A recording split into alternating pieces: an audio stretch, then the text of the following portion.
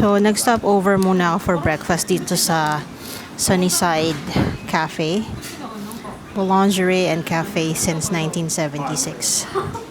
Bumili ako ng curry bread at saka sausage and egg bread.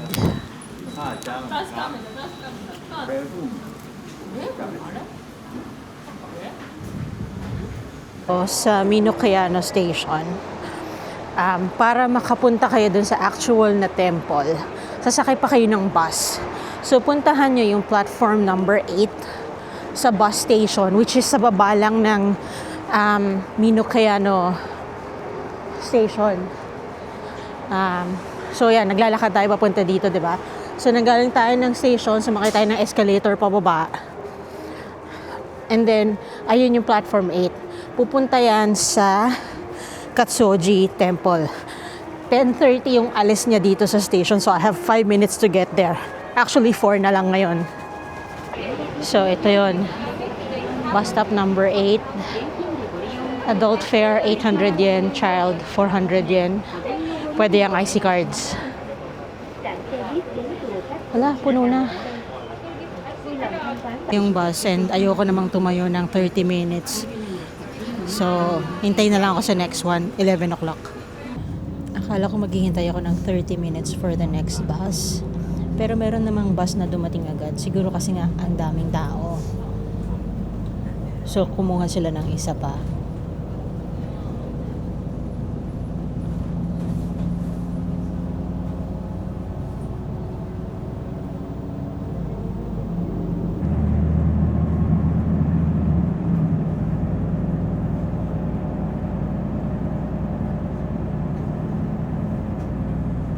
Ng bus dito sa last stop, which is actually the only stop kasi direct yung bus dito sa Katsuoji Temple. Iniisip ko lang, baka naisip ng mga nagtayo ng temple na to bakit dito sa tuktok ng bundok.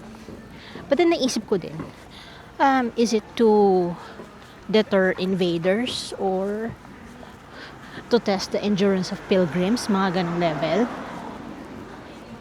Ito, dito famous tong ano na to eh. Marami silang mga Daruma dolls everywhere. Pati sa signage meron eh. Oh. Ganda pala dito. Wala namang nag-warn sa akin.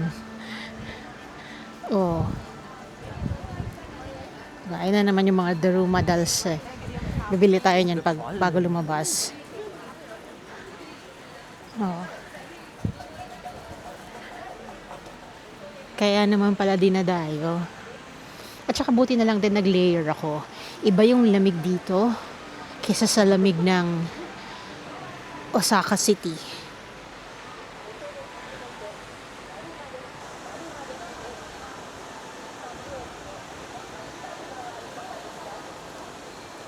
So, ganito kalaki ang area.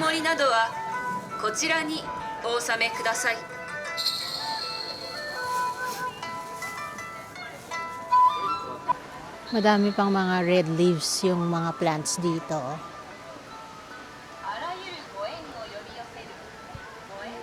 Or perhaps they were specifically chosen to be placed here.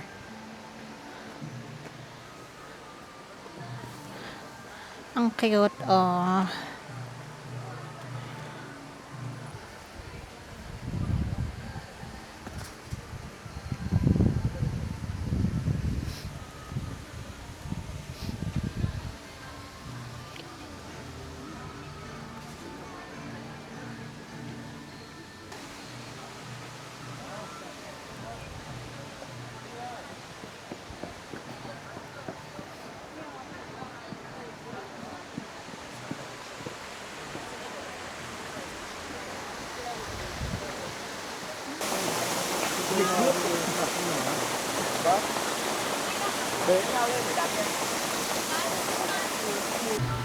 Ito na ang dahilan kung bakit payat ang mga Hapon.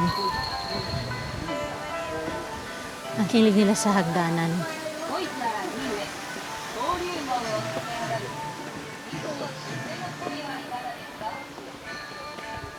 Loner. Isa pang loner.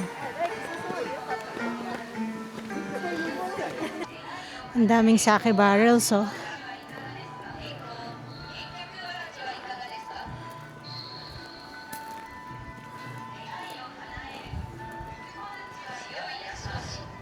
Tapos nandun sa tuktok yung dulo ng pagoda.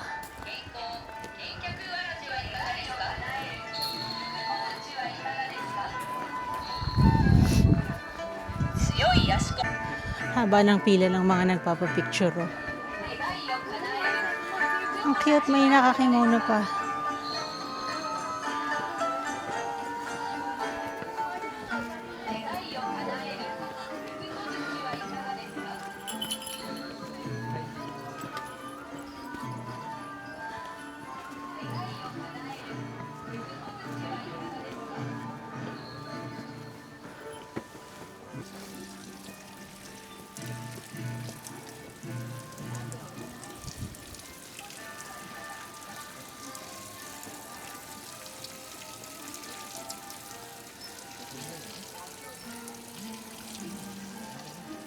Grabe naman yung ginawa nila dito. Parang marshmallow sa fireside. Pahinga muna ako. Ang daming stairs eh.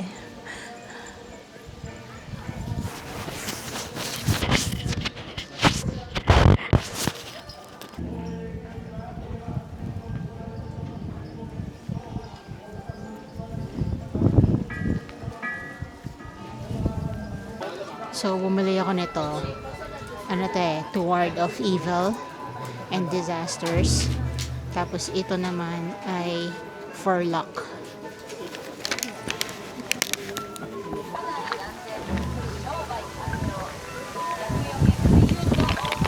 Oh, oh.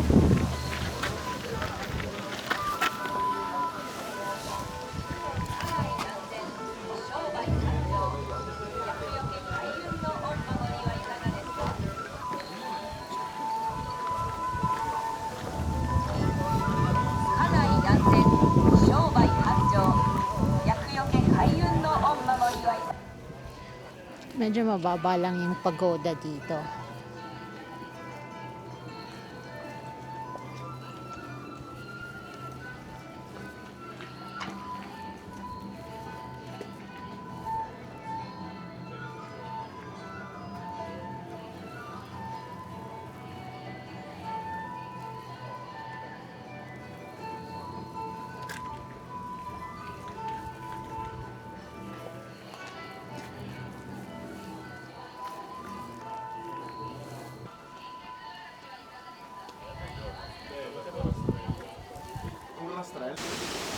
So, ito na yung way na palabas.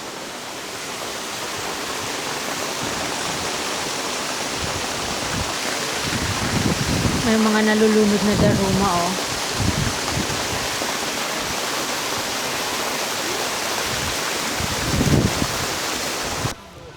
Ito de hajimete, daruma de shimeru. Katsuoji no kachidaruma wa ikaga desu ka? Daruma curry? Huh? Daruma noodle. Alam mo, money making scheme na lang kapag lahat na lang daruma eh. Pag ginapit mo ba yung nails mo using daruma nail cutter, tutubo siya ng mas maganda. Asking for a friend. Yung vendo, daruma yung design, pero ang laman ay Starbucks.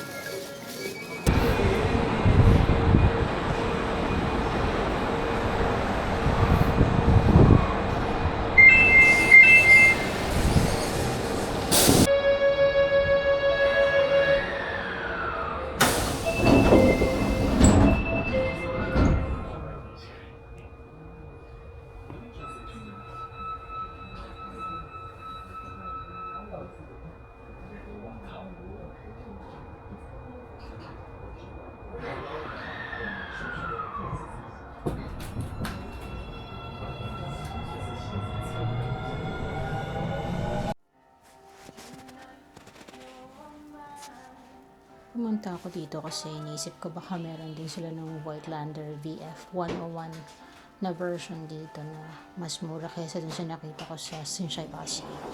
Although maraming magandang iba na nandun. Nagdadalawang isip ako kung bibili ako ng film camera kasi Mahal magpa-develop eh. Pero gusto ko siyang matutuhan. Pero ayoko rin gumastos ng masyadong malaki for a hobby na baka hindi ko naman magustuhan. Minsan ang dodgy din ng mga location ng mga shops dito eh. Kasi sa pinakataas ng mga building, papasok pa sa kaloob-looban, mag-elevator. Kagaya nito, yung elevator. Sus Maria Josep. Hala siya, sige. Tingnan natin kung saan tayo dadalhin nito. Sana lang magmastak. Yun lang yung pinagdadasal kapag may mga elevator na ganitong medyo sinauna eh. Kailan to kinabit? Diyos ko. Okay, anyway, ito na. Ito siya.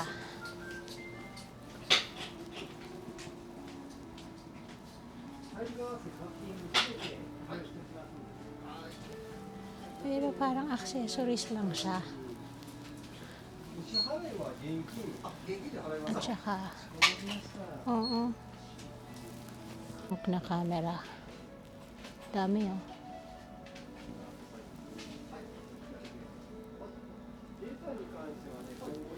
Bala ka nang magpagawa kung maipapagawa mo ba.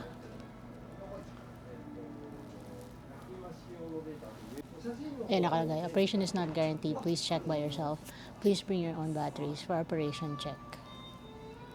And does not accept returns. Ang tagal ko nang hindi nagwe-Wendy's. Siguro may 10 taon na. Meron dating Wendy's dun sa SM Jazz. I think sarado na siya ngayon. At ang paborito noon ay ang bacon mushroom melt.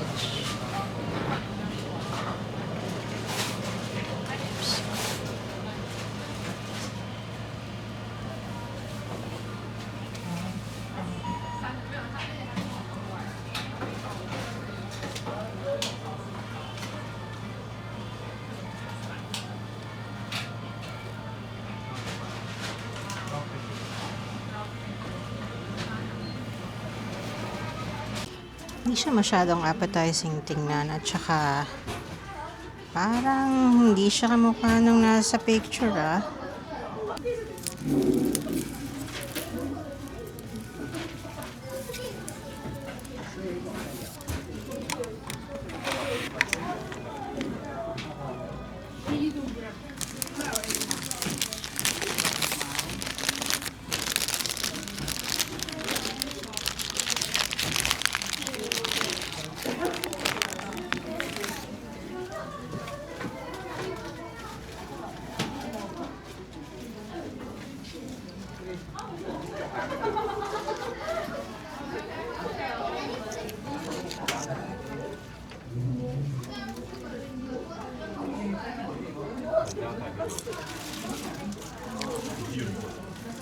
Ito yata ang unang fast food dito sa Japan na experience ko na ang layo ng itsura ng picture sa actual na product. Kasi yung McDonald's tsaka yung Burger King parehas eh.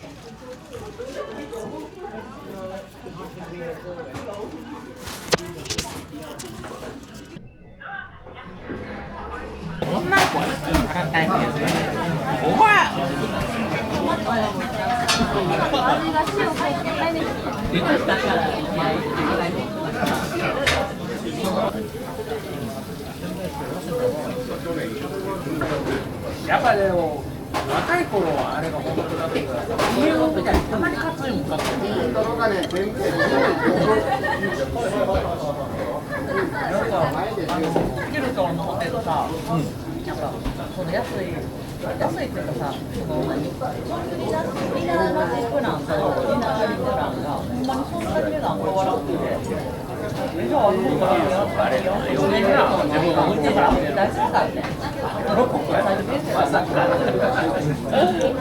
人の名前になってな。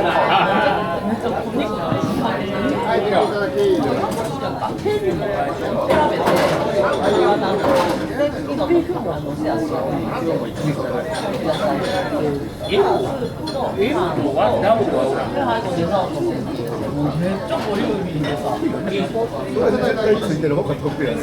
びっくりした。全然期待しなかったからさ。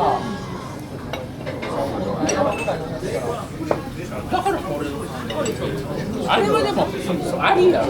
あいつのとはちょっと違う。みたいな。全然。もう、あれから吉川さんは、こいつスマートだ。ダブルしてるから。これぐらいはね、いける。120って書いてたわ。花もさ、おっくらあんねん。半分こってこれぐらいだもん。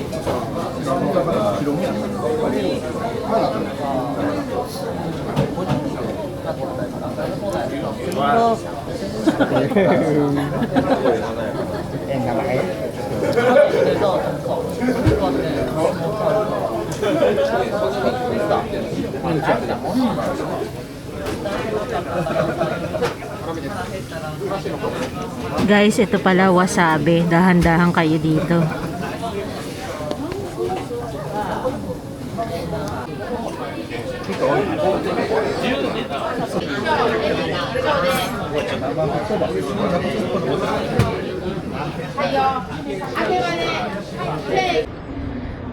Guys, okay itong yakitori place na to. Masarap yung pagkain nila. Tapos, ano siya, medyo hidden siya. Nandito siya sa yakitori restaurant. Akiyoshi yung pangalan niya. Dito sa side ng Shinsaibashi, kung saan magkatapat yung Uniqlo tsaka yung Zara. Ayan, para makita nyo. Tapos merong escalators dito pababa, papunta ng Krista tsaka ng metro stations. Okay? So, nandito siya. Pwede kang bumaba using the stairs. Pero, pag lumakad ka dito, merong dalawang elevator na magsaserve dyan. B1 ang pupuntahan nyo. Sulit, sulit. I'm definitely gonna miss this view. My trip to Japan is coming to an end. Magche-check out na ako bukas dito sa W para lumipat sa courtyard sa may Shin Osaka, which would bring me closer to the JR Haruka line that'll take me to the airport. Hi, I love Japan.